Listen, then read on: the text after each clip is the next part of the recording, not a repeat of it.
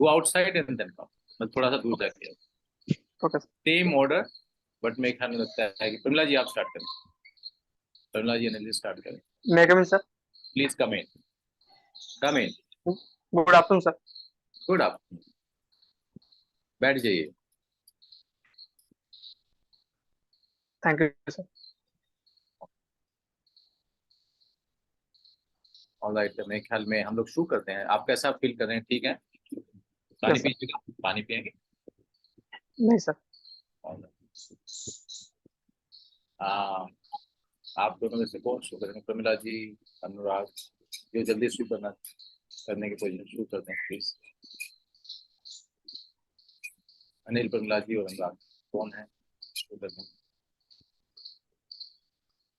अनुराग आप शुरू करते हैं।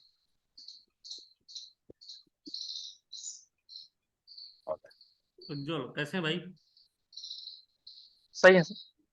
वेरी गुड, देख के भी लग रहा है। Yes sir. उज्जवल नाम है ना? Yes sir. इसका पर्यायवाची क्या है, पता है आपको? उज्जवल का सर एक उजाला हो सकता है सर। हम्म इसके अलावा का सर इंग्लिश में देखें तो इसका ब्राइटनेस होता है सर। हम्म कहाँ से बिलोंग करते हैं? सर मैं औरंगाबाद डिस्ट्रिक्ट से बिलोंग करता हूँ। औरंगाबाद से हैं आप? Yes sir. ऑप्शनल क्या आपका? सोशियोलॉजी से। सोशियोलॉजी है। औरंगाबाद का पोषण स्तर बता सकते हैं आप हमें? सॉरी सर, इसके बारे में मुझे जानकारी नहीं। बेरोजगारी स्तर? Sorry sir.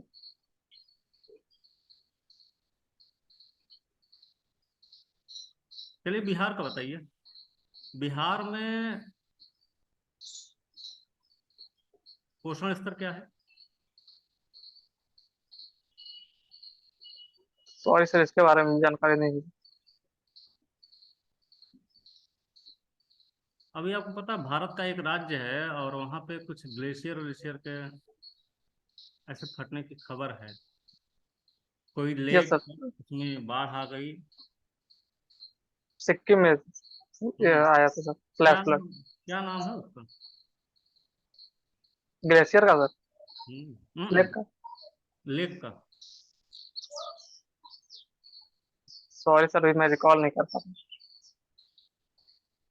वहां पे एक शब्द यूज हो रहा है, ग्लोफ, GLOF। इसका फुल फॉर्म क्या है? Sorry sir.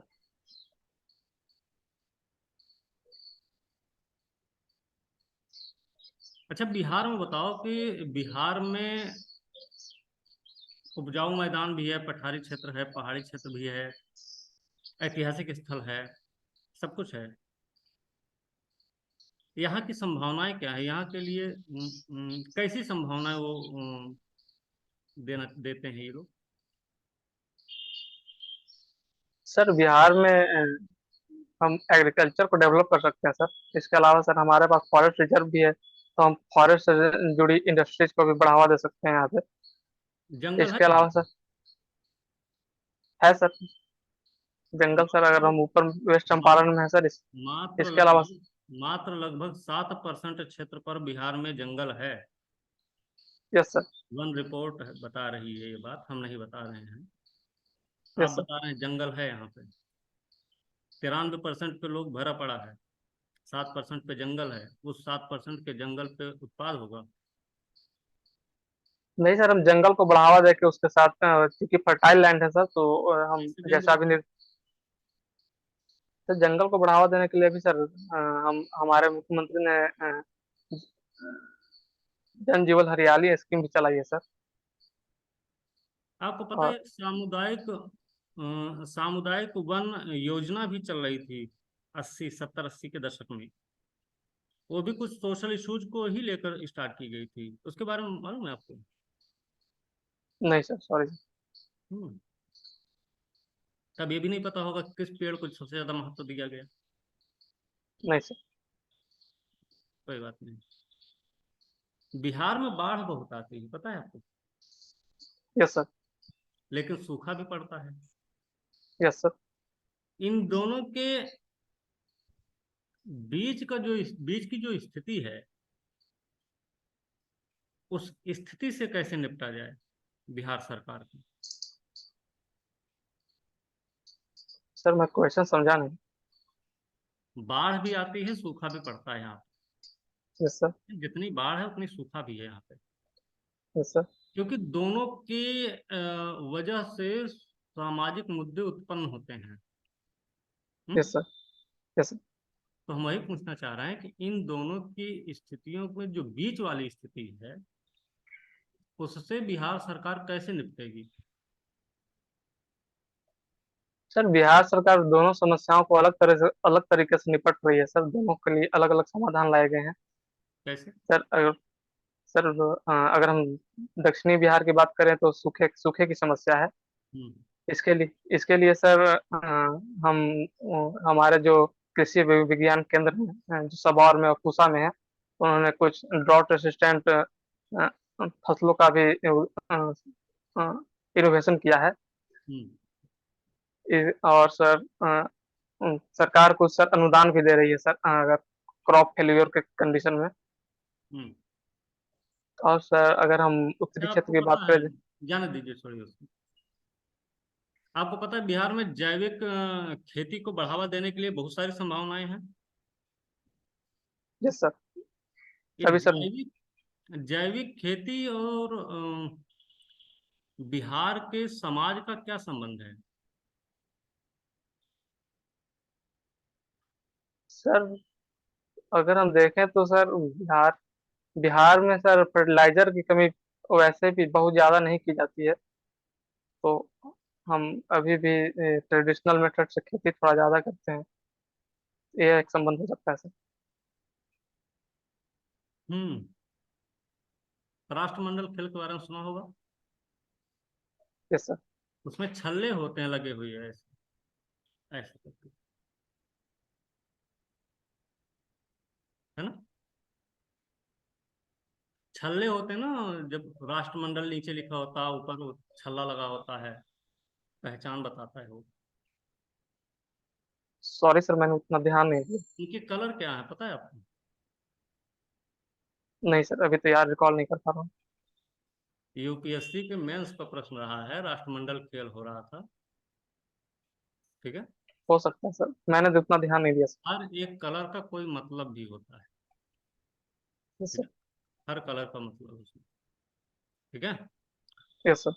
जो सोशियोलॉजी ऑप्शनल है आपका। आरक्षण का मुद्दा चल रहा है, जातिगत जनगणना भी हो रही है। कहीं ओबीसी को खींचने की कोशिश की जा रही है, कहीं पे ऐसा भी खबर है कि मुसलमान का हाशियाकरण भी करने की कोशिश की जा रही है इस जातिगत जनगणना के आधार पर। तो आप क्या बता सकते हैं कि ये सही है या फिर गलत है? तो गलत है तो क्यों गलत है? सर मेरे अनुसार बिहार सरकार द्वारा उठाई गई ये कदम सही है सर। सही दिशा में ली गई है सर। हालांकि इसके कुछ कंसर्न्स अभी उठाए जा रहे हैं डिफरेंट पॉलिटिकल पार्टीज के द्वारा। हम्म। लेकिन सर मैं जहाँ तक मुझे लगता है एक सही कदम है सर, क्योंकि अभी हम अगर देखें तो Bihar different socio economic parameters में अभी अन्य राज्यों के मुताबिक बहुत नीचे है। और सर अगर हमें उन राज्यों के मुताबिक अगर हमें सर कम्पिटिटिव आगे आना है सर, तो हमें सबसे पहले उनको टैकल करना पड़ेगा। और इसके लिए सर हमें हमारे पास सोशियो इकोनॉमिक डाटा होना सबसे जरूरी है सर। सर प्लेटो का एक कहना भी था कि अगर हम किसी समस्या को अच्छे तरीके से समझ लें तो उसका समाधान आधा समाधान उसी में मिल जाता है। हम्म। इसका मतलब जातिगत जनगणना जो है सामाजिक मुद्दों के समाधान का एक तरीका है ना? Yes sir. तो कहीं ऐसा नहीं लगता है कि लोक कल्याणकारी राज्य की छवि कहीं ना कहीं धूमिल होने वाली है इससे? नहीं सर मुझे ऐसा नहीं लगता। ऐसे नहीं लग रहा है? नहीं एकता सर। और अखंडता को एकता और अखंडता बाधित हो सकती है, ये भी नहीं लगता? नहीं सर, अगर पॉलिटिकल विल हो तो सर इसे हम कंट्रोल नहीं कर सकते हैं सर। जब ये सब नहीं है तो वर्ग संघर्ष की भी स्थिति नहीं आ सकती है ना। सर इसके आसार उत्पन्न हो सकते हैं सर, लेकिन जैसा कि मैंने कहा, अगर पॉलिटिकल विल हो और लोगों में जागरूकता हो तो हम इससे बच सकते हैं। हाँ, बात करेंगे हम दोनों लोग इस मुद्दे पे बाद में, ठीक है। जी ओके सर। सर।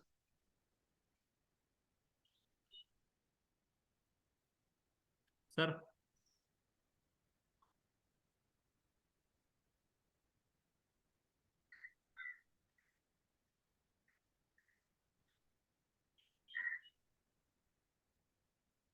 हरी जी आ रहे हैं या मैं बोलूं? आप करिए मैम। अच्छा ठीक है। Good afternoon ma'am. Hello Ujjwal, good afternoon, how are you? कैसे हो? सही है मैम। कहाँ से हो आप? औरंगाबाद से मैम। औरंगाबाद। औरंगाबाद तो बहुत इंपॉर्टेंट जगह है उज्जवल? क्या पढ़ा है आपने? मैंने मैम सोशियोलॉजी पढ़ा है मैम। सोशियोलॉजी पढ़ा है। Graduation subject. यस कहाँ मैम। से की है आपने पढ़ाई अपनी? बनारस हिंदू विश्वविद्यालय, वाराणसी। बीएचयू से किया है? क्या किया है वहां से? वहाँ से मैम सोशियोलॉजी ऑनर्स ग्रेजुएशन किया है मैम। अच्छा, वहीं से किया। और आपकी जो स्कूलिंग प्लस टू वगैरह कहाँ से किया आपने? मैम मैंने अपनी 10th और 12th की पढ़ाई जवाहर नवोदय विद्यालय औरंगाबाद से की। अच्छा, वहीं से किया है। यानी कि आप मूल वहीं के हैं, है ना? Yes ma'am. मूल वहीं के हैं। ओके। औरंगाबाद तो बहुत इंपॉर्टेंट जगह है उज्जवल। पहले इसका ऐसे नाम हुआ करता था, है ना? इसका दूसरा एक और नाम हुआ करता था, बड़ा इंपॉर्टेंट सा है नाम। क्या उसका नाम है? और एक नाम इसको दिया जाता है पहले, जब वो मुगलों का समय था, राजपूतों का समय था, जब वो चल रही थी, जब सबका रजवाड़ा चल रहा था, तो इसका एक और नाम था पहले। आपके ध्यान में है क्या? बड़ा फेमस नाम इसका था पहले, औरंगाबाद से पहले। क्या बोलते थे इसको? सर जहाँ मैम जहाँ तक मैंने पढ़ा है, नौरंगाबाद इसका नाम था। हाँ, कभी इसकी हिस्ट्री पढ़ी है आपने? इसका कुछ और भी नाम हुआ करता था और बड़ा फेमस नाम है। आपने पढ़ा है कहीं? नहीं पढ़ा तो आप ध्यान दीजिएगा, बहुत इंपॉर्टेंट है। और उसकी भी अपनी एक हिस्ट्री है, बहुत इंपॉर्टेंट हिस्ट्री है। तो हमें पता होना चाहिए, क्योंकि औरंगाबाद अपने में बहुत ही फेमस है। उसके बाद जो इसका नाम, आप मतलब आप जरूर देखिएगा उसको हिस्ट्री में, ठीक है ना? कि ओके औरंगाबाद मैम। मतलब, हाँ, वो इतना इम्पोर्टेंट है और उसको क्या हम और पहले कहते थे। देखिए, ये जो ओके। औरंगाबाद हुआ उज्जवल, तो ये यस मैम। औरंगाबाद नाम किसके ऊपर दिया गया है? ये मैम नाम मैम औरंगजेब के ऊपर दिया गया है। उसके द्वारा जो नियुक्त सूबेदार था दाऊद खान, उसी ने इसका नाम औरंगाबाद कर दिया था। हाँ, तो आप ये सोच लीजिए, तो आप ये सोच सकते हैं ना कि जब औरंगजेब आया तो उसके बाद आप सब कुछ सोच लीजिए कि उसका कंट्रोल में किस कदर से था। तो निश्चित है कि इसके ऊपर किसी और का भी शासन पहले रहा होगा। तो बड़ा ही इंपॉर्टेंट इसका नाम था, वो आप जरूर ध्यान लगा के चेक कीजिएगा। बहुत इंपॉर्टेंट, बहुत फेमस नाम है, ठीक है। अच्छा। ओके। हाँ, तो आपका सोशोलॉजी सब्जेक्ट रहा है। तो सोशोलॉजी का मतलब होता है कि कंप्लीट जो सामाजिक है, जो भी डेवलपमेंट है, उसमें बहुत सारी चीजें आ जाती हैं सोसाइटी में, है ना? तो यस मैम। बिहार में आप कैसे देखते हैं सोशोलॉजी को? मतलब ह्यूमन बींग्स के या मानव जाति के लिए या फिर लोगों के लिए, उनके विकास के लिए सोशोलॉजी में कौन कौन से पैरामीटर्स आते हैं जो हम बिहार के डेवलपमेंट में इंक्लूड कर सकते हैं? मैम अगर सबसे पहले तो मैम, अगर हम सोशियोलॉजी का उपयोग करना चाहें तो सोशियोलॉजी हमें एक झलक देती है मैम कि किसी भी सोसाइटी में क्या प्रॉब्लम्स एग्जिस्ट कर रहे हैं, क्या उसका सोशल कंपोजिशन क्या है। हम्म, तो अगर मैम बिहार की बात करें तो इसका नाम ज्यादातर जातिगत राजनीति से जुड़ा होता है मैम। इसके हाँ, अलावा इसके अलावा अगर मैम देखें तो यहाँ पे महिलाओं की जो एम्पावरमेंट की स्थिति है वो भी ज्यादा नहीं है। रिजर्वेशन है इसी महिलाओं को उज्जवल आपके बिहार से? Yes ma'am. रिजर्वेशन है बिहार गवर्नमेंट अभी के समय में महिलाओं का ने रिजर्वेशन जो है? 35%। तो आपको क्या लगता है कि जो महिलाओं का इतना जो रिजर्वेशन है अभी, तो महिलाओं को तो ठीक है रिजर्वेशन दे दिया गया है ना, इतना यस मैम। होगा, लेकिन महिलाएं उसको किस प्रकार से उसका, इस अधिकार का उपयोग कर पाएंगी, कैसे कर पाएंगी वो? आप मतलब आप देखेंगे जो सोशल इकोनॉमिक कंडीशन है बिहार का, और किसी को कोई चीज हम दे देते हैं कि ये तुम्हारे लिए है, तो उस चीज को हासिल करने के लिए मेरे पास भी तो कुछ होना चाहिए, है ना, ताकि मैं वहां जाकर उस चीज को हासिल कर पाऊं। ठीक है, तो जब बिहार में 33% महिलाओं को रिजर्वेशन आप बोल रहे हैं, तो महिलाएं कैसे उसको अवेल कर पाएंगी, क्या करेंगी कि वहां तक वो पहुंच पाए और उनको वो चीज हासिल हो जाए? क्योंकि इसके लिए मुझे तो मैम ज्यादा नहीं दिख रहा है ना। तो आपको क्या लगता है कि महिलाएं करें जो उस चीज को अवेल कर पाए? इसके लिए तो मैम हमें महिलाओं का जो अलग अलग सोशियो इकोनॉमिक पैरामीटर है उन पर उनका जो स्थिति है उसको सुधारना पड़ेगा। जैसे अभी लिटरेसी बहुत बताइए। कम। हाँ, इसके अलावा मैम बताइए कुछ हमें पैरामीटर्स। उन सबसे पहला तो मैम अगर हम लिटरेसी का रेट देखें तो 51% है मैम। लगभग आधा जनसंख्या लिटरेट भी नहीं है मैम, एजुकेशन तो दूर की बात है। ठीक है, तो आपको लगता है कि लिटरेसी रेट नियर अबाउट 52% है, जो भी ठीक है, तो आपको कैसे लगता है कि ये जो हमारी जो लिटरेसी रेट क्यों नहीं बढ़ रही है, उसका कौन सा पैरामीटर है जो इसके लिए रिस्पॉन्सिबल है, जो बिहार में बहुत ज्यादा प्रेवलेंट है, यानी बहुत ज्यादा वो महत्वपूर्ण है अभी? ये क्या कारण है कि हमारी वो लिटरेसी रेट स्पेशली महिलाओं की नहीं बढ़ पा रही है ना? क्योंकि सोशोलॉजी तो आपका सब कुछ डील करता है। हम क्या यस करें, मतलब मैं क्या हो रहा है जो महिलाएं उस ओर नहीं अग्रसर हो पा रही है कि वो बढ़ जाए, मैं ताकि आरक्षण को हम अवेल कर पाए? हाँ उज्जवल मैम बोलिए। मैम मैं इसके पीछे दो तीन कारण देखता हूँ। पहला तो मैम जो इस दहेज प्रथा है मैम, वो महिलाओं की स्थिति को पीछे रखने में बहुत इसकी भूमिका है। क्योंकि लोग यहाँ पे महिलाओं को एक बोझ की तरह देखते हैं, जो उन्हें लगता है कि हम जो इन्वेस्टमेंट इस पर अभी करेंगे उसको अगर हम दहेज के लिए बचा लें तो वो दहेज के लिए बचाते हैं, बल्कि उनके क्या ये सोच उज्जवल, मैं आपके सवाल से सवाल ले रही हूँ, क्या आपको लगता है ऐसा कि हमारे बिहार में बिल्कुल ही ऐसा ही है, या उसमें कुछ सुधार है कि नहीं भाई हम महिलाओं के लिए कुछ नहीं करेंगे और उनके लिए जो पैसा है पोर्शन इसको रख देते हैं, ताकि जब उसकी शादी होगी तो उसको हम दहेज के लिए उसको हम दे देंगे? तो क्या आपको ऐसा लगता है कि जब ये स्थिति बिहार में है तो हम क्यों दे रहे हैं इतना रिजर्वेशन? जब महिलाओं का वही माइंडसेट नहीं ऊपर आएगा तो ये रिजर्वेशन हम लेके क्या करेंगे? तो आपको लगता है कि पूरा तबका ही है, या उसमें कुछ प्रगति हो रही है कि महिलाएं आगे आ पाए? उसका क्या नहीं परसेंटेज है जो आप देखते हैं? नहीं मैम, प्रगति तो हो रही है। इसके लिए बिहार सरकार भी लगातार स्कीम बना रही है। जैसे मैम अगर हम लोअर लेवल पे देखें तो मैम 10th और 12th पास करने पर मैम बालिका प्रोत्साहन योजना का प्रावधान रखा गया है। इसके अलावा मैम उनकी लिटरेसी रेट बढ़ाने के लिए साइकिल योजना का भी प्रावधान है, जिसको अभी दूसरे देशों ने भी अपनाया है, जैसे जैम्बिया ने, अफ्रीकन कंट्रीज ने। इसके अलावा मैम यहाँ पर उन्हें यहाँ पर उज्जवल, मैं एक सवाल और आपसे पूछ रही हूँ, मैं समझ गई आप क्या बोल रहे हैं।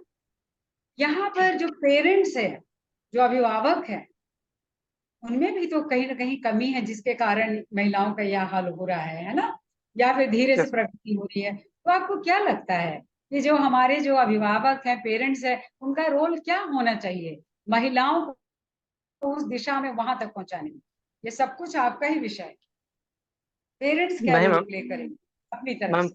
पेरेंट्स का सिग्निफिकेंट रोल हो जाता है मैम, क्योंकि अगर हम देखें तो किसी भी जो चाइल्ड है उसके सोशलाइजेशन में सबसे बड़ा अगर किसी का महत्व है तो उनके पेरेंट्स का होता है। हाँ, तो अगर क्योंकि वो हम ना शुरू अक्सर बोलते हैं, अरे सरकार ने ये नहीं किया, सरकार ने वो नहीं किया, सरकार को वो करना चाहिए था।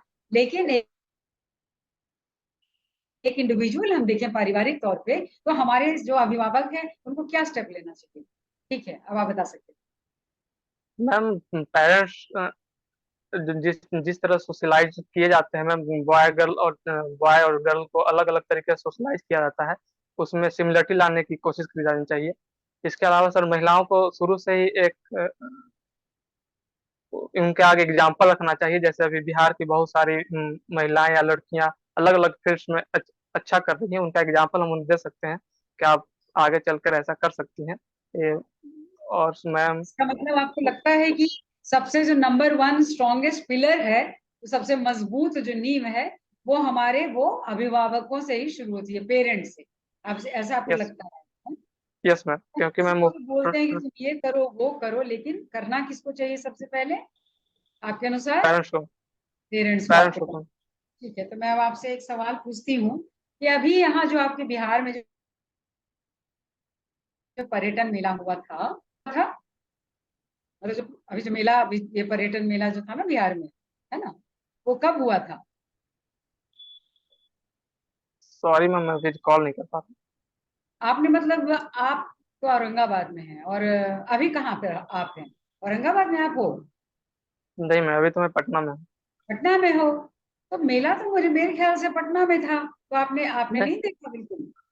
मैम, मैं अभी पटना में इंटरव्यू के कारण आया हूँ, वैसे मैं दिल्ली अच्छा, रहता हूँ। नहीं तो फिर ये तो आपके बिहार का है ना ये उज्जवल, तो इसके बारे में तो आपको, है ना, इसके बारे में तो इस मेले के बारे में पता होना था आपका, क्योंकि बिहार का है। सॉरी मैम, अच्छा, सॉरी कोई मैम, बात मुझे नहीं, इसकी जानकारी होनी चाहिए थी। तो इसकी जानकारी आप करेंगे, है ना, तो बहुत ओके। इंपॉर्टेंट है। और जब ये नहीं जानकारी है आपको, तो ये जानकारी नहीं होगी कि ये जो मेला था पूरा, ये जो पर्यटन अभी जो टूरिज्म मतलब स्पेशली जो बिहार का था, वो स्पेशली एक थीम पे था। ये जो पूरा मेला जो ऑर्गेनाइज हुआ था एक थीम पे था। क्या वो क्या थीम था? बड़ा अच्छा सा बड़ा मजेदार थीम था, जो मेरे चेहरे पे भी है। इससे आपको क्लू मिलेगा क्या थीम लेकर इस मेला ऑर्गेनाइज किया गया था। आपको मैंने इतना बढ़िया सा मैम थीम का हिंट भी ये दे दिया। मैम, जहाँ तक मैं समझ पा रहा हूँ, ये ब्लिसफुल बिहार हो सकता है मैम, क्योंकि ये टूरिज्म एग्जैक्टली का मोटो भी है। मैंने अपने भाव से आपको मदद कर दी। Very good.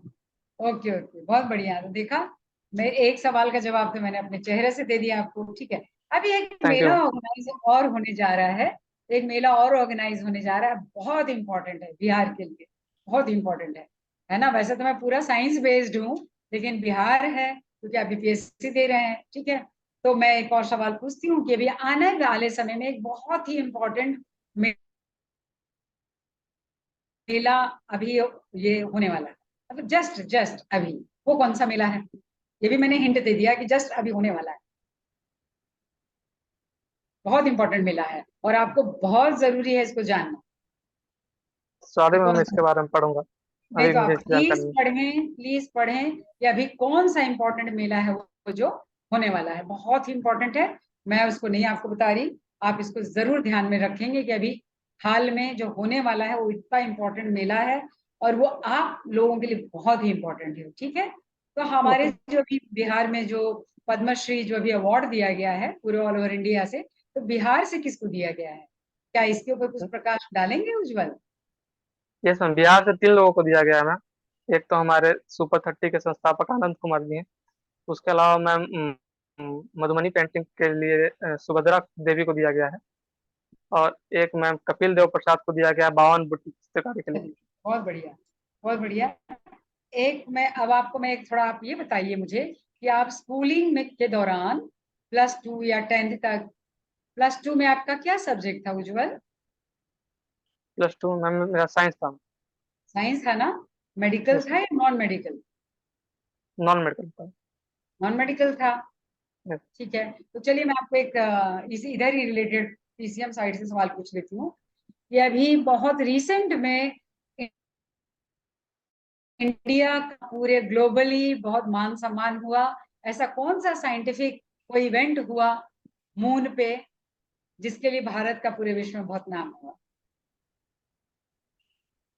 यस। साइंटिफिक में हाँ, अभी कौन सा, मतलब साइंस ही तो है वो, तो कौन सा ऐसा कोई अभी एक एपिसोड हुआ है साइंस से रिलेटेड जो हमारे मून पे कुछ लैंड हुआ है?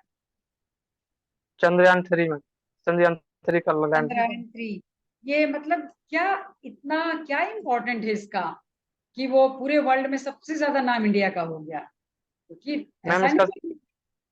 हाँ बोलिए। इसका सबसे बड़ा सिग्निफिकेंस तो है मैम कि पहली बार भारत ने जो उसके साउथ पोल पे लैंड किया है, जो जहां एग्जैक्टली, तक अभी तक किसी कंट्री ने लैंड नहीं किया था। बहुत बढ़िया, बहुत बढ़िया। और उसमें कौन सा जो इंस्ट्रूमेंट का इस्तेमाल किया गया है, कौन थे वो जो आपके लैंडर रोवर जो थे, वो कौन है, वो नाम बताइए उनका। यस मैम, लैंडर का नाम विक्रम था मैम, और रोवर का नाम प्रज्ञान था। Yes, very good. तो और कौन से कंट्रीज हैं उज्जवल जो जिन्होंने मून पर और लैंडिंग करी है, और कौन से कंट्रीज हैं? मैम एक तो नंबर वन अमेरिका हो है मैम। गए, हम तो नंबर 1 हो गए साउथ पोल पे जाके, लेकिन और कौन से कंट्रीज हैं? हमारे पहले 3 देशों ने मून पे लैंडिंग कर ली है। एक अमेरिका है, दूसरा रसिया और तीसरा चाइना। Very good. अच्छा, मैं एक सवाल आपसे एक और पूछूंगी, ये भी सब साइंटिफिक ही है और जनरल अफेयर भी है, कि ऐसी क्या समस्या आ गई कि इजराइल पे जो भी अटैक हुआ मेन अभी, क्या उसका मेन मुद्दा था? मैम कहीं से नहीं। ये अटैक एक मिलिटेंट ऑर्गेनाइजेशन हमास के द्वारा किया गया है। हाँ, ये- अगर इस कॉन्फ्लिक्ट की हम शुरुआत देखें तो ये वर्ल्ड वार 1 के समय से इसका शुरुआत देखा जाता है, जब यहूदी लोग पैलेस्टीन के इलाके में आके बसना शुरू किए थे। उसके बाद में बेलफोर डिक्लेरेशन ब्रिटेन ने किया था आप इतना वर्ल्ड वार 1 पीछे के नहीं बाद। जाइए, आप यही बताइए कि ये जो आपके जो हमास है उनको क्यों क्यों इतने गुस्से में है, किस मेन कारण से? वो मैम कुछ ऐसा क्या उन्होंने कर दिया था इजराइल ने कि इनमें जो जो इतने अलग ज्यादा? अलग सामाजिक में कुछ बैलेंस हुआ। Yes. Yes ma'am. Yes ma'am, वो अभी जो उन्होंने तत्काल कारण दिया है मैम, उन्होंने जेरूसलम में जो अल अक्सा मंदिर है वहां पे कुछ वायलेंस की घटना हुई थी, उसके अलास्का क्या खिलाफ है? में। अलास्का क्या है? मंदिर? मॉस्क्यू है मैम। मॉस्क्यू है मैम। अच्छा, मॉस्क है ना? Yes ma'am. Okay okay. तो ये जो आपका ये जो अलास्का मॉस्क है, और ये जो आपका बेथलेहम जेरूसलम है, ये मतलब मेन ये किसके अंडर में ऐसे आता है? कौन कंट्रोल कर रहा है उसको? एक्चुअली देखा जाए तो ऑन पेपर्स कौन कंट्रोल कर रहा है? किसके मैम अंडर? वैसे तो मैम एक कॉमन कैपिटल है मैम, नहीं, कौन एक्चुअली दोनों इसको इजराइल और फिलिस्तीन का। कंट्रोल, इस एरिया को कौन एक्चुअली किसके कब्जे में है, कौन कंट्रोल कर रहा है स्टार्टिंग से? एक्चुअली में अगर देखें तो मैम इजराइल का प्रभाव थोड़ा ज्यादा है। नहीं, आप इसको ध्यान से पढ़िएगा, इसका जो रूट है वो कहाँ है। अलग बात है कि इजराइल सब कुछ ले रहा है, लेकिन इसका जो मेन रूट ध्यान से इसको पढ़िएगा, ठीक है? तो मैं आपसे एक लास्ट सवाल पूछती हूँ, मेरे अपने साइंस से पूछ रही हूँ, कि आप बताइए कि हमारे शरीर के अंदर जिस कारण से इंसान के अंदर वो माता पिता की तरह दिखते हैं, या अपने दादा दादी नाना नानी जिनके भी तरह दिखते हैं, तो ऐसे क्या चीज है हमारे शरीर के अंदर या हमारे कोशिकाओं के अंदर जिसके कारण हम उनकी तरह दिखते हैं? अगर बेसिक यूनिट देखा जाए तो मैम तो जीन। क्या है? जीन। हाँ, बेसिक जीन क्या? Unit of inheritance. जीन क्या है? मैम अगर जीन को देखें तो इसे तो बेसिक यूनिट ऑफ इनहेरिटेंस कहते हैं मैम। ये जीन्स कोड जीन्स कहाँ बायोलॉजी मिलते हैं? क्रोमोजोम पे कहते हैं मैम। क्रोमोसोम पे? क्रोमोसोम कहाँ पाया जाता है? क्रोमोजोम में सॉरी मैम अभी उतना जानकारी नहीं, अरे रिकॉल नहीं कर पा रहा। कितनी तो दूर की बात आपने बता दी उज्जवल। वो तो अब आप कितने करीब पहुंच गए थे, है ना? कितने यस मैम। करीब पहुंच गए थे। तो क्या ये जरा सा और ऊपर, जरा सा और आप पीछे जाएंगे तो पकड़ लेते आप, है ना? इतना तो आप जान गए। क्रोमोजोम अगर जनरलाइज फॉर्म बोले तो सेल के अंदर पाया जाता सेल के अंदर कहाँ पाया जाता है? है। Sex chromosome. सेल सेल के अंदर कौन सा पार्ट है जिसमें ये पाया जाता है? इसको आप थोड़ा पढ़ लीजिएगा, क्योंकि बेसिक ओके। है ना। हमारे ह्यूमन बीइंग की जो उत्पत्ति हुई है बेस वो है, लेकिन यस वो जो जीन है, एक्चुअली जीन क्या काम है? एक्चुअली जीन का यदि मैं थोड़ा सा आपको पूछूं, तो ये तो शायद आप ना ना बता पाए, जब कोशिश कीजिए, तो मेन जीन का क्या काम है? मैम जीन को हम एक बायोलॉजिकल कोडिंग के रूप में देख सकते हैं मैम, जो कैरेक्टर्स हैं उनको इनहेरिट करते हैं अगले जनरेशन। क्या क्या काम क्या करता है वो? बहुत इंपॉर्टेंट, जो हमारे बॉडी में करता क्या है वो? Sorry ma'am. बेसिकली क्या काम है? अच्छा ठीक है, तो ये भी आप देख लीजिएगा। ठीक है उज्जवल, तो मैंने अपनी तरफ से आपको बहुत सारे सवाल पूछ दिए, लेकिन आपने जो भी कोशिश की है अच्छा जवाब दिया है, बाकी तो हम लास्ट में बताएंगे। Okay, this is all from my side. Thank now to the thank you. Next. Hari जी।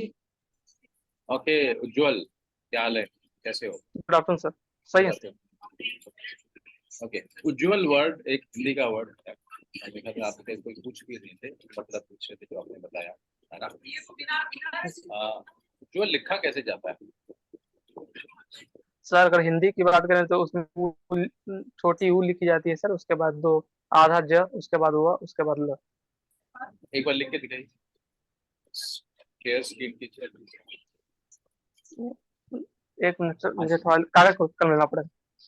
ये लैपटॉप मोबाइल में तो हाँ हिंदी। यस सर, अभी एक कागज पे लिख के दिखाइए। एक कागज पे ओके। लिख के दिखाइए।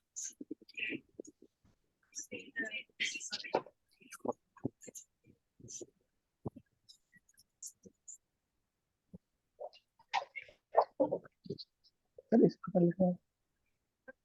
एकदम सही, very good, yes, thank you. Perfect, alright. So ये बहुत कम वर्ड्स में है जिसमें दो दो हाफ लेटर्स होता है, यस नहीं तो एक दूसरा पूरा आ जाता है।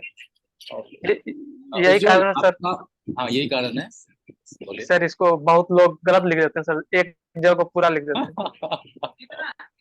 हो यही कारण है शायद कि इसको इंग्लिश में लिखना और भी ज्यादा यस, यस सर। ब्रेक करना पड़ता है उसको। Okay, alright. ऑप्शनल क्या बच्चे आपका? सोशियोलॉजी है सर। हम्म, सोशियोलॉजी है सर। सोशियोलॉजी है। इंग्लिश मीडियम में दे रहे, हिंदी मीडियम में मेंस मैं इंग्लिश मीडियम में हूँ।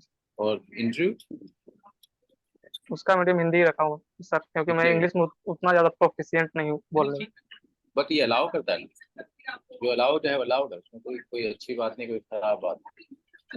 ऑलराइट, स्पेसिफिकली अलाउ किया गया है इस चीज को कि आप जिस भाषा में अपने आप को अच्छी तरह से व्यक्त कर सके, जो आपकी बोलचाल की भाषा उसमें दे सकते हैं आप। हिंदी क्या, आप किसी भी लैंग्वेज में दे सकते हैं। ओके, सो सोशियोलॉजी आपने चूज किया, लेकिन आपके पास ग्रेजुएशन में सोशियोलॉजी नहीं था। सोशियोलॉजी था ग्रेजुएशन में सोशियोलॉजी नहीं। यस। और क्या पूछना है मुझे? हाँ, alright. काफी सवाल तो पूछे जा चुके हैं, तो बेसिक सवाल में पूछे और ये देखना है मुझे कि आपके बेसिक सवाल में ये भी आता है कि आप सिविल सर्वेंट क्यों बनना चाहते हैं? सर चूंकि सिविल सर्वेंट सर एक बेहतर कैरियर ऑप्शन है सर, अगर हम अलग अलग ऑप्शंस की तलाश करें तो उनमें एक बेहतर कैरियर ऑप्शन सिविल सर्वेंट का भी है सर। इसके अलावा सर ये डाइवर्स फील्ड में काम करने की अपॉर्चुनिटी देता है, और इसमें सर हम डायरेक्ट जनता तक किसी भी पॉलिसी से उसका लाभ डायरेक्ट जनता तक पहुंचा सकते हैं सर। ओके, तो ये बताएं, आपका सोशियोलॉजी सब्जेक्ट है, उसको सोशियोलॉजी में सोसाइटी के बारे में मैं आपसे पूछना चाहता हूँ कि आपके हिसाब से सबसे ज्यादा क्या प्रॉब्लम्स है इंडिया में सोसाइटी में? टॉप 3 अगर मैं बोलना चाहूँ तो आपके हिसाब से टॉप 3 प्रॉब्लम्स क्या है? सर अगर हम अभी के परिणाम से देखें तो एक अभी अनएम्प्लॉयमेंट की सब समस्या बहुत ज्यादा देखी जा रही है। उसके अलावा सर इंडिया में sir one of the largest गरीब लोग अभी निवास करते हैं सर। और सर तीसरी समस्या सर वुमेन एम्पावरमेंट की भी देखी जा रही है। अनएम्प्लॉयमेंट की समस्या के बारे में बात करते हैं पहले कि अब ये अनएम्प्लॉयमेंट की जो समस्या है भारत में, भारत आबादी वाला देश भी, तो अगर आपको ये चार्ज दिया जाए, एम्प्लॉयमेंट का चार्ज दिया जाए कि लोगों को अगले अगले 5 सालों में आपको ये अनएम्प्लॉयड यूथ को घटाना है, हाँ, एम्प्लॉयमेंट अपॉर्चुनिटीज क्रिएट करनी है, बहुत ज्यादा सुन रहा तो उसके लिए अगर आपको सरकार में एक पद पे नियुक्त किया जाए तो आप को ये दिया जाए छूट कि आप सोचिए जो आपको बेस्ट करना है करिए, लेकिन इस समस्या को का समाधान कीजिए, तो आप क्या क्या करेंगे?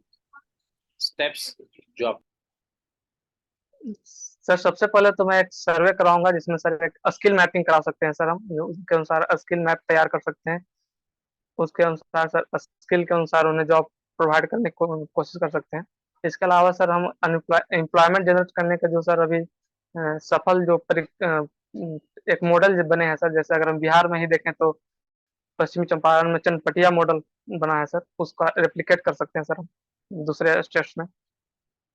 और इसके अलावा सर हम स्टार्टअप को बढ़ावा दे सकते हैं सर।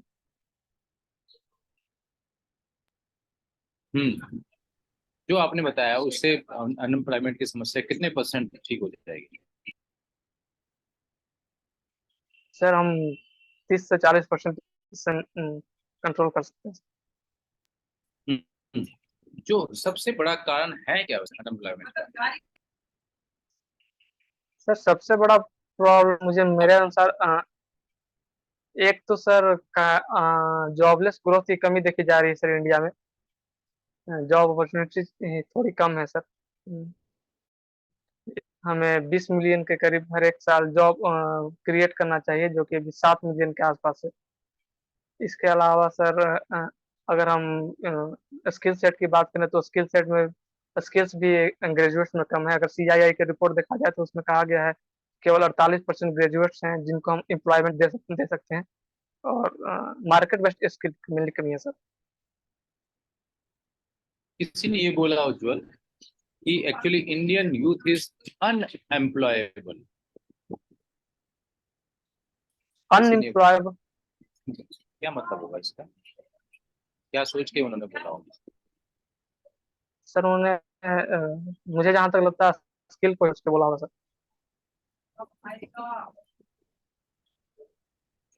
उनका ये कहना था उज्जवल वैसे कि जो हम लोग कॉलेज में एजुकेशन दे रहे हैं तो कॉलेज, तो वहां पे इतने ज्यादा वो ऐसे होते ही नहीं कि उनको कोई जॉब दिया जा सके। उस लेवल की उनकी प्रोफिशिएंसी नॉलेज स्किल होती नहीं। उनका कहने का मतलब है कि जो पढ़ाई कर रहे हैं और जो जॉब की रिक्वायरमेंट होती है उसमें भारी गैप है, वो जॉब कर ही नहीं पाएंगे तो फायदा क्या होगा? तो इस गैप को कैसे दूर किया जाए?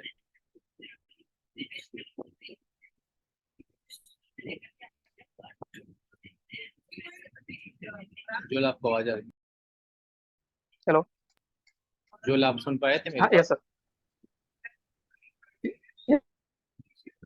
Yes sir, yes sir, technical glitch. बोलो बोलो, सवाल सुन पाए थे या नहीं मेरा? यस सर, यस सर, सुन पाए थे आप सर। आपने वो उस हाँ पर बात कर रहे ठीक। थे कि किसी ने कहा है कि इंडियन यूथ अनएम्प्लॉयबल है। इसका मतलब है सर आपको हाँ कि वो इस लेवल की जो जॉब की रिक्वायरमेंट है कि उनको ये आना चाहिए, इस लेवल का आना चाहिए, वो नहीं है, मैच नहीं कर रहा है उनकी एकेडमिक क्वालिफिकेशन और जॉब यस की रिक्वायरमेंट, पोस्ट की रिक्वायरमेंट, उसमें भारी गैप। और इसके कारण उनको जॉब नहीं दिया जा सकता because they will not be able to handle it. Yes इसके बारे में क्या कहना चाहते हो, क्या कर सकते हैं? Do you agree? सर, इसके लिए तो हमें सर मैं पूरी तरह से एग्री नहीं करता हूँ, क्योंकि अगर हम देखें तो अभी जो जितने भी मल्टीनेशनल कंपनी बड़े बड़े हैं उन सब के CEO भारतीय ही हैं। तो ऐसे बिल्कुल पूरी तरह से नहीं कह सकते हैं सर कि इंडियन यूथ एम्प्लॉयबल ही नहीं है। लेकिन अगर हम CII की रिपोर्ट देखें तो हम ऐसा कह सकते हैं कि ज्यादातर नहीं, लेकिन कुछ लोगों में स्किल सेट्स की कमी पाई जा रही है। अ, इसके लिए sir government new education policy भी लाई है सर, जिस पे स्किल और वोकेशनल कोर्स पर जोर दिया जा रहा है। तो मुझे उम्मीद है कि आगे समस्या धीरे धीरे ग्रेजुअली सॉल्व हो जाएगी। मैं आपको उज्जवल बताता हूँ कि जैसे आपने कहा कि सोशियोलॉजी आपका सब्जेक्ट है, क्यों है सोशियोलॉजी? बिकॉज आपने ग्रेजुएशन में पढ़ा, ठीक है। हेलो, यस सर, ग्रेजुएशन में पढ़ा, आपने ले लिया, ठीक है। उसी से ही आपको ये पता है कि जो आपने यस सर, पढ़ा है ग्रेजुएशन लेवल का, उसी सिलेबस में से सवाल पूछे जाएंगे। आपने 3 साल तक पढ़ा हुआ है तो आपको लग रहा है कि मैं इसको कर सकता हूँ, राइट। जहाँ तक जनरल स्टडीज की बात है तो यस सही सर, है, सब लोग अखबार पढ़ते हैं, टीवी है, मोबाइल है, पता ही होना चाहिए, वो भी ठीक है। बट एक एक पेपर आता यस है यस सर, सिविल सर्विस में जिसको एथिक्स बोलते हैं, बोलते हैं। बट एथिक्स कहाँ पे पढ़ाई करते हैं? कॉलेज में कोई सब्जेक्ट नहीं, स्कूल में कोई सब्जेक्ट अगर नहीं, तो इसका मतलब ये क्या हुआ हो कि रिक्वायरमेंट है एज ए सिविल सर्वेंट आपको एथिक्स के बारे में पता होना चाहिए। You should be ethical person, है ना? आपको एक एथिकल पर्सन होना चाहिए, क्योंकि आप जब डिसीजन लेते हैं तो उनके जो इम्प्लीकेशन है फार रीचिंग होते हैं। ह्यूज फाइनेंसेस, पूरे पूरे कितने लोगों को पे इम्पैक्ट करता है कोई डिसीजन। उसमें अगर आपने अनएथिकल डिसीजन लिया, पर्सनल मोटिव्स, पर्सनल फेवरेटिज्म किया, तो सबका नुकसान हो जाएगा। तो एथिक्स एथिक्स एथिक्स पढ़ाते हैं, एथिक्स पढ़ाते नहीं है लेकिन पेपर लेते हैं। तो एक गैप हो गया ना, गैप हो गया। अब एथिक्स की तैयारी कैसे करेंगे? आप ढूंढेंगे, मटेरियल ढूंढेंगे, ऑनलाइन देखेंगे, कोचिंग इंस्टीट्यूट में जाएंगे, देखेंगे कौन सी किताब, क्योंकि एक जगह नहीं मिल रहा, पढ़ाया गया नहीं, टोटली न्यू कंसेप्ट है। आप समझ रहे हैं? तो ऐसे में क्या हो रहा है? It is a gap. तो ये तो गवर्नमेंट का हो गया, लेकिन when it comes to the private sector, वो तो सीधा सीधा कहते हैं कल से काम करो, नो ट्रेनिंग। आप काम करने लायक हो तो आ जाओ, है ना? तो ये गैप, एक गैप। वो तो कहेंगे नहीं, you are not employable, we don't need you because you do not fulfil the minimum eligibility criteria of skills and knowledge. इसका क्या उपाय?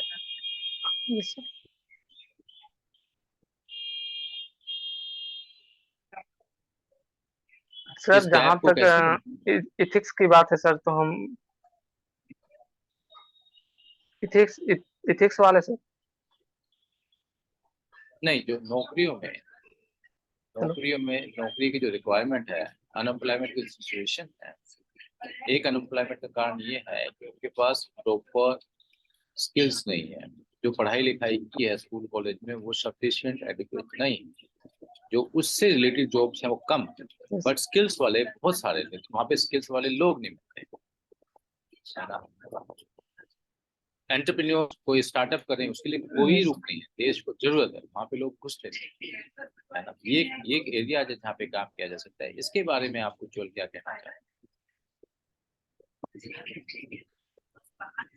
सर मेरे अनुसार जो एंटरप्रेन्योरशिप का कोर्स है सर, एक बेसिक सर स्कूल लेवल से ही शुरू कर देना चाहिए। वो या मुख्य कोर्स में शामिल कर देना चाहिए, या फिर extra curricular activity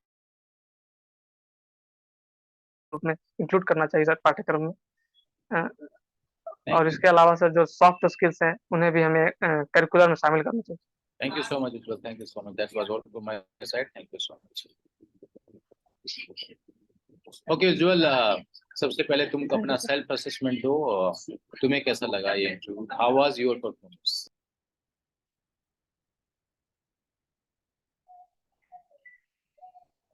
sir knowledge की कमी थोड़ी है सर। तो मेरे पास एक कैप्सूल है, मैं दे देता हूँ, तुम उसको खा जाना। सुबह उठोगे तो तुम एकदम एकदम ज्ञानवान हो नहीं जाओगे। हाँ, ऐसा तो तरीका नहीं है ना। नहीं सर, क्यों है नॉलेज की नहीं सर। कमी? ऐसा क्यों लगा?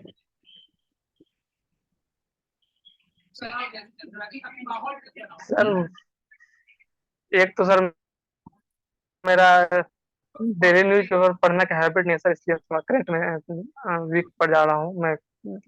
मेनली सर सिविल सर्विस की तैयारी में मैं मैगजीन पर रिलाई करता हूँ सर, तो इस वजह से हो सकता है करंट डेवलपमेंट पर इतना ज़्यादा ध्यान नहीं दे रहा हूँ। प्लस मैं सर इंटरव्यू जब कब मैं आप तैयारी करता हूँ सर, हॉलिस्टिक तैयारी नहीं करता। इंटरव्यू कब आपका? परसों है सर, ऑलराइट 13 को है सर। है। हाँ, नहीं फिर मैं उज्ज्वल आपको बोलना चाहता हूँ बाद में, लेकिन पहले मैं रिक्वेस्ट करता हूँ, प्रमिला जी हैं यहाँ पे और अनुराग है, आप अपना फीडबैक दे दें, सोचते हुए कि इसका परसों इंटरव्यू भी है, so let us give those feedback जो कि सचमुच इसको हेल्प भी कर सके। Yes Pramila ji and Anurag. Okay okay okay Ujjwal, मैं पहले तो आपको बोलूंगी कि आपने बहुत अच्छे से बोला, ठीक है? एक सेकंड, हाँ मैं उज्जवल को देखती रहूं। Thank you.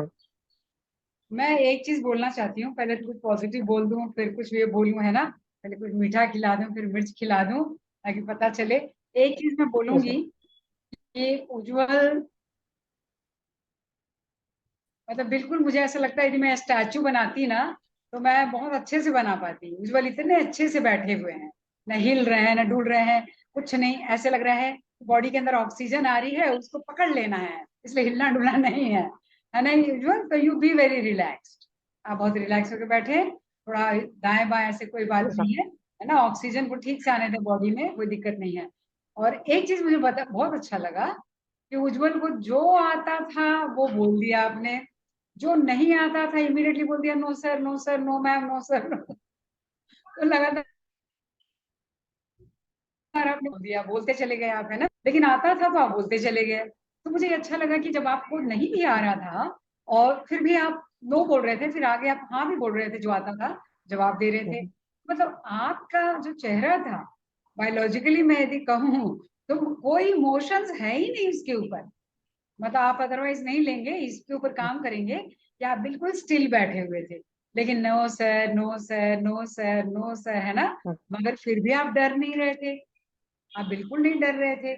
अगला सवाल आया, नो सर नहीं आता। अगला सवाल आया, नो सर नहीं आता। अगला आया, हाँ यस आता है, तो आप जवाब दे रहे थे। मुझे लगा कि इतने सारे सवाल हम कर रहे हैं और उज्जवल बिल्कुल नहीं डर रहे, डरे बिल्कुल नहीं आप। तो मुझे अच्छा लगा कि 10 सवाल no no no no no no बोलते गए, फिर भी 11वां सवाल आ रहा है और जवाब आ रहा है, थैंक तो आप यू। पूछ रहे हैं। तो ये आपकी अच्छी बात थी। दूसरी बात ये थी कि जब मैंने आपको सवाल दिया और सवाल में ही मैंने आपको जवाब नहीं देने दिया, फिर मैंने सवाल दे दिया, फिर मैंने पकड़ लिया, फिर सवाल दे दिया, फिर मैंने पकड़ लिया, तो मैंने देखा वहां आपका फ्लो था। मैं जो सवाल दे रही थी उसमें से मैं एक चीज पकड़ ले रही थी और मैं आपके ऊपर वो फिर दे रही थी, मगर आप घबरा नहीं रहे थे। आप फिर उसका जवाब देने की कोशिश कर रहे थे। तो आप वहां पर भी आपके चेहरे पे वो कोई भाव ही नहीं आ रहा था। वो मैं पकड़ ही नहीं पा रही थी, आप परेशान हो रहे हो, क्या हो रहे हो, है ना। एकदम स्टिलनेस, बुद्ध भगवान की तरह बिल्कुल आप शांत मुद्रा में हो। तो ये मतलब अच्छी भी बात है, लेकिन आपके चेहरे पे एक चीज होनी चाहिए। फिर मैंने ऐसे ब्रॉड करके आपको देखा, मैंने बोला अरे भाई ये तो बिल्कुल हिल डुल नहीं रहे हैं, कोई स्माइल ही नहीं है, कुछ भी नहीं है, कहीं हम पेंटिंग से तो नहीं बातें कर रहे हैं, है ना। तो आपको उज्जवल मतलब ऐसे थोड़ा सा एक बनाना है कि मुस्कुराना है, ठीक है। ये आपको जरूर मुस्कुराना है। तो दो अच्छी बात मैंने आपको बताई यस सर। कि आप बिल्कुल कॉन्फिडेंट थे, ना बोलने में भी बहुत कॉन्फिडेंट थे। आपकी तैयारी बहुत ज्यादा अच्छी नहीं थी, लेकिन आपका कॉन्फिडेंस इतना अच्छा था कि आप धड़ाधड़ बैटिंग लगाते गए, कुछ इफ बट नहीं किया यस आपने। नहीं आता, ऐसा नहीं आता, ऐसा नहीं आता, नहीं आता है। या फिर जो आता था मैंने लगातार आपको परेशान नहीं किया कि नहीं बोलो, फिर अगला बोलो, अगला बोलो, फिर उसमें भी आप बोल रहे थे, तो ये आपकी अच्छी बात थी। लेकिन मगर एक बात थी कि आप थोड़ा सा मुस्कुराओगे, क्योंकि एक मैंने सवाल पूछा था, आपने मेरे चेहरे पे देख के उसका सही जवाब दे दिया, बिल्कुल सही जवाब दिया। इसका मतलब आपको थोड़ा सा, आप सर। ब्लिसफुल रहोगे ना, ब्लिसफुल रहोगे, मुस्कुराते रहोगे, तो आपके लिए बहुत अच्छा होगा। क्योंकि अगला इंसान क्या होता है ना, स्माइल, मेरी बात ध्यान से सुनो, चाहो तो लिख लो। Smile yes never sir. Makes, I mean smile makes a person look always beautiful. ये आप जरूर लिखो, ये आप लिखो, आपके ये काम आएगा, ठीक है ना। यस, ये लिखो, smile makes yes sir. Everyone look beautiful. Smile एक ऐसी चीज है, एक ऐसा यस सर। हथियार है, जिसको आप जैसे ही पकड़ते हो तो सबसे पहले क्या आता है, आप सुंदर हो जाते हो। इसको जरूर आप लिख लो, ताकि इस हथियार का उपयोग आप हमेशा यस। करें। Smile looks everyone look beautiful. तो आप जैसे ही हंसे तो मुझे अब बहुत सुंदर लगे। इस चीज को आप पकड़ लेना है कि मुझे इस हथियार को हमेशा लेके चलना है, यस सर। ठीक है। तो आपका जो कॉन्फिडेंट पॉइंट था कि आप घबरा नहीं रहे हो, लेकिन आपको अपनी नॉलेज बढ़ानी है ना, क्योंकि आपका इंटरव्यू परसों है, तो आपको अपनी नॉलेज बढ़ानी है। लेकिन आपका जो बहुत बढ़िया हथियार था वो था कि आप यस सर। डर नहीं रहे थे, चाहे सवालों का बौछार हुआ, फिर दागती गई, उसमें भी आप परेशान नहीं हुए। मगर आपको इस हथियार को जीवन भर रखना है कि आपको स्माइल करनी है। मगर अपनी नॉलेज को आप एनहेंस करेंगे, थोड़ा डीप में जाएंगे, थोड़ा और आप करंट अफेयर्स करेंगे हर इस क्षेत्र में, तो आपके लिए अच्छा होगा, ठीक है। लेकिन आपके अंदर जो चीज है यस सर, यस। है कि आप कर सकते हो, है ना। जैसे अभी हरी जी ने एक सवाल पूछा, आपने उसका इत्तेफाक नहीं किया, ये भी अच्छी बात है, ठीक है, आप अपनी तरफ से उसका जवाब देना चाहते हो, है ना। ये जो यूथ है जो एम्प्लॉयबल क्यों नहीं है, ठीक है, आपको जो लग रहा है, यस लेकिन आपको फिर वो सुनना भी है कि उसका क्या सब जवाब सही होगा, ठीक है। तो आप मेरी इस बात को पकड़ के रखेंगे। परसों के लिए आपको all the best, very best, और इस बात का ध्यान रखते हुए अपनी प्रिपरेशन को आगे करेंगे। Okay Ujjwal, Anurag, you take care. Anurag, thank you, कि थैंक यू। थोड़ा सा ये सब जो पूछे थे ना क्वेश्चन, ये सब थोड़ा तैयार रखिए, ठीक है। बहुत ज्यादा कठिन कठिन नहीं था, नॉर्मल नॉर्मल था। Yes sir. हमने ये सारी सर चीजें, वो मैं पढ़ा, यस सर, मैं पढ़ा था सर, लेकिन अभी स्लिप कर जा रहा है।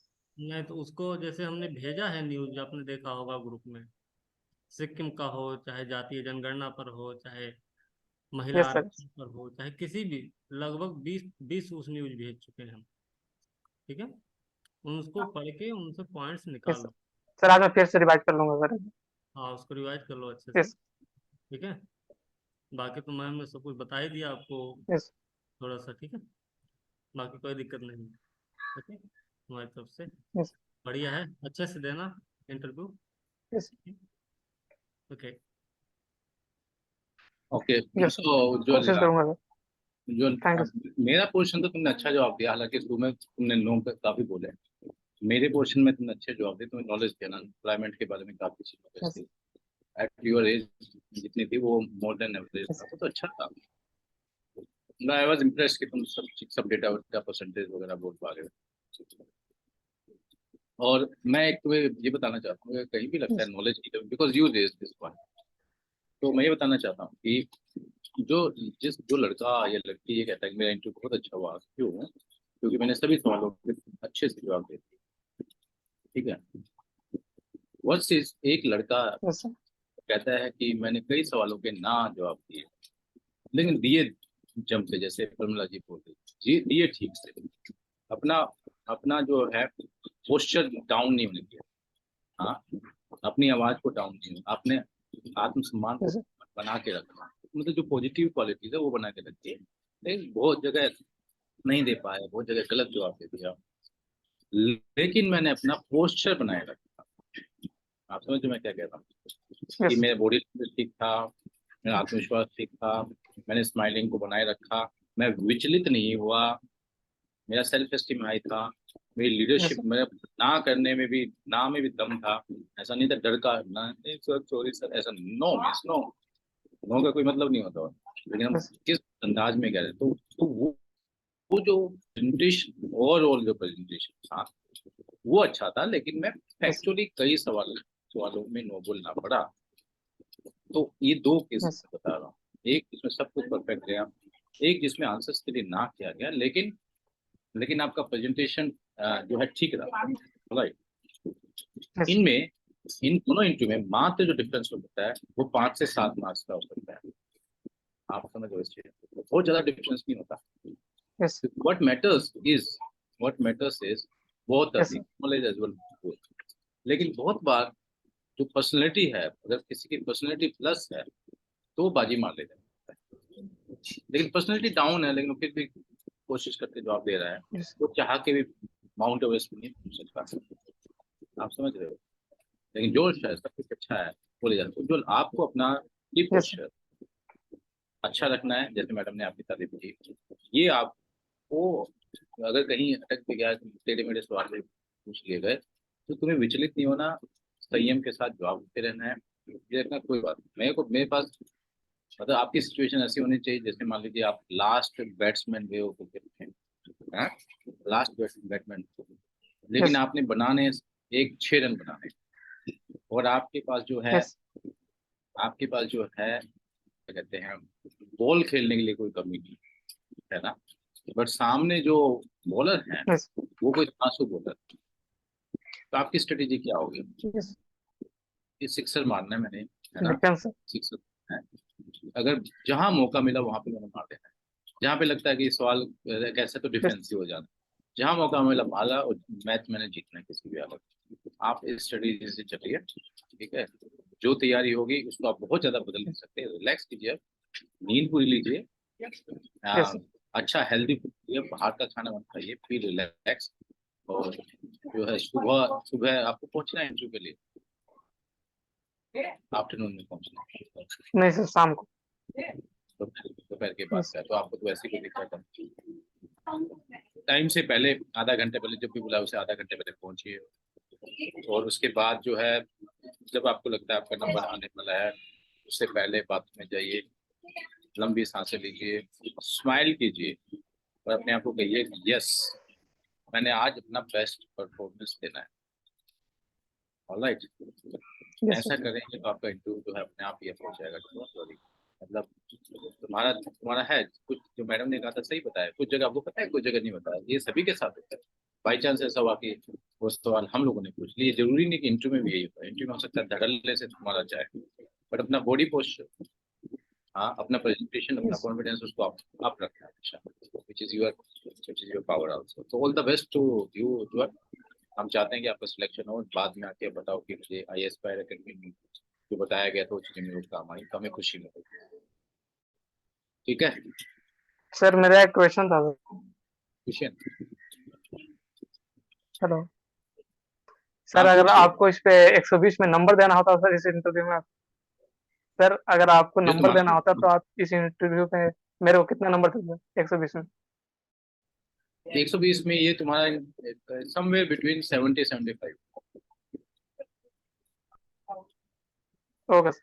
हेलो, 70-75, हाँ यस सर। Okay sir. 70-75 आराम से, ठीक है। This is more than average, है ना? ठीक है, यस सर। खुश हो? Yes sir. थैंक यू है, sir. All right, all the best for you. थोड़ा और ऑल राइट, कोशिश करेंगे, थोड़ा बढ़ाने की कोशिश करेंगे सर, 1 2 3। क्या बोल, सुना नहीं मैंने, किस बोल बोल? रहा था इसमें करने की कोशिश करेंगे सर। सर मैं बोल रहा था 1 2 दिन में यस, और जितना हो सकेगा इम्प्रूव करने की कोशिश करूंगा। मैं तो सर कह रहा हूँ रिलैक्स करने की कोशिश करो, क्या रिलैक्स करने की टारगेट रहेगा सर? कोशिश, रिलैक्स की ओके सर। कोशिश करो, ज्यादा पढ़ो मत, रिलैक्स करो। अपने बायोडाटा को स्ट्रॉन्ग करो, अपने सब्जेक्ट्स को स्ट्रॉन्ग करो, करंट अफेयर्स को स्ट्रॉन्ग करो, यस सर। है ना?